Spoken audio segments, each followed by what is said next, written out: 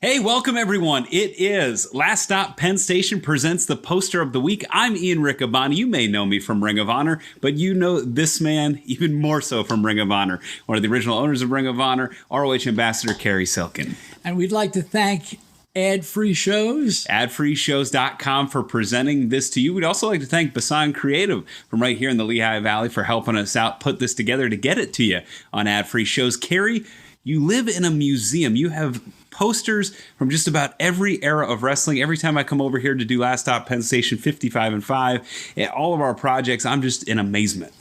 Well, we have a lot of wrestling posters, and we have some, we might have to, warn, it's our first episode, so we have to warn people, we might slip in a rock and roll poster at some point, but that's all right. But today is our debut and our first wrestling poster, and before we started this, we were talking about the styles of the posters, and most of the posters that were made were done in a letterpress style, which seems that, now I'm going to fail. What's the company? Right in Nashville, Hatch. Hatch, yes. When you walk off the airplane, there's the beautiful Hatch posters. When you go to Ernest Tubbs record store, there's the beautiful record, the posters from the great country artists. And they've been printing them since the 1800s, literally. Amazing. And they printed wrestling posters also, but most of these letterpress posters, whether they be music or wrestling, were with this thick paint. So sure, a lot of them were in store windows, but a lot of them were hung on the sides of, on boards of maybe an abandoned building, or maybe on a telephone pole. And this way they were free of problems with the weather. So let's get to our first poster. Let's get to our first poster indeed. Now, Cary, when we do 55 and 5, which is coming to Ad-Free Shows in audio form, I ask you the questions. We go through the 1955 Parkhurst set, and we try and figure out who some of these great wrestlers are, whose names may have been lost to time. You warned me that this one, you're going to challenge me and see where my wrestling acumen is. Well, I have information on most of these wrestlers, and a lot of these names are names that are very well known. And without any further ado, let's see what we got here. From March 8th, a matinee card in Roanoke, Virginia. Great place. We've determined it's 1981 or 82. Mid-Atlantic Championship Wrestling. Wow. And we're going to start from the bottom up. Okay. Cy Jurgensen and Ricky Harris.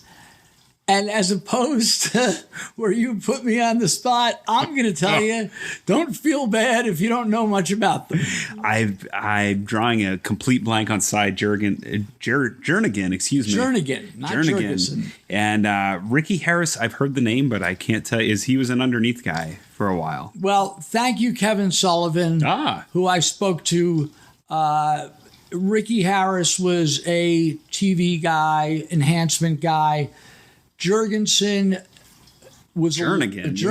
You don't see Jernigan too often. Was a local. That brings us to the Jim Nelson Steve Muslin match. Yeah. Do you know anything about these guys? Jim Nelson, I think I might. Jim Nelson, was he Private Jim Nelson? Did he become Boris Zukov, or am I? You might know more than me. Okay. Kevin told me he was just a steady worker. Okay. And probably had a day job. I would agree with Kevin Sullivan there. And what about Steve Muslin? That's a name too that I feel like I've seen come up on those early 80s WWF TV. Well, you did see it come up. You hit the nail on the head, except it was not. It was under a different name. Okay. Steve Travis. Oh, okay. He wrestled in Allentown, my hometown, quite a bit.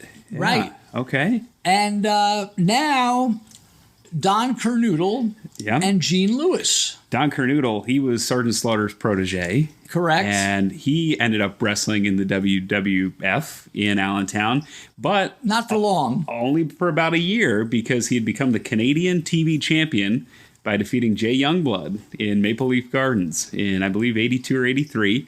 He would go on to the WWF, would replace Alpha the Wild Samoan a few times in some main events, but mostly beat guys like Bob Bradley, that level. SD Jones. He'd lose to Rocky Johnson, and then he went back to the Carolinas, went back to Jim Crockett. How about Gene Lewis? Stump me. Well, I thought you might be able to get this. Gene Lewis, you probably saw him as a little boy as Cousin Luke when they did the Uncle Elmer, the Hillbillies, Hillbilly Jim, the Hillbillies. Wow. Okay. So so these guys were staples. Now the next two, I think you can absolutely, yeah. The Iron Sheik versus Dewey Robinson. I didn't know that Dewey Robinson wrestled as a good guy, as a fan favorite, but he was the missing link. There you go. And Iron Sheik, if this was 80 or 81, I didn't know he wasn't the great Hussein Arab at this point. I guess this must have been right around the time he picked up the identity as the Iron Sheik. Maybe this is when they gave him that name. And good job.